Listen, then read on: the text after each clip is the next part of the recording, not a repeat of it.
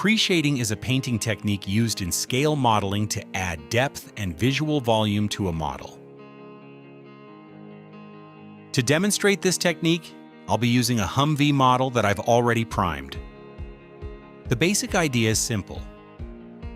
Before applying the main color, dark lines are sprayed along panel lines, seams, and recessed details. When the base color is applied in thin layers, those darker areas slightly show through, creating a subtle shadow effect.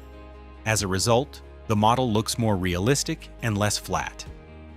During the process, it's important to keep the paint flow thin and controlled, so the lines stay narrow. But don't worry about making everything perfectly neat. A little irregularity can actually make the effect look more natural. Pre-shading helps simulate natural light and shadow, making the model look more realistic. It also creates subtle color modulation across the surface.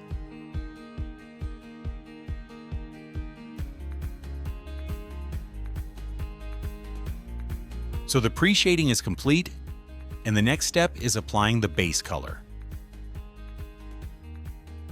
The paint should be sprayed in thin, semi-transparent layers, gradually covering the pre-shading. The key is not to completely hide the shadows.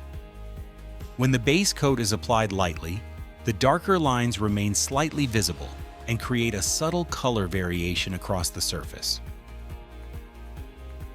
It's important to keep the effect very subtle. If the contrast is too strong, the model may look unrealistic. The best approach is to apply the base color gradually, checking the result as you go, until the shadows are barely visible but still adding depth to the surface. I hope you enjoyed this video. Don't forget to like and subscribe to our channel. Thanks for watching, and see you next time.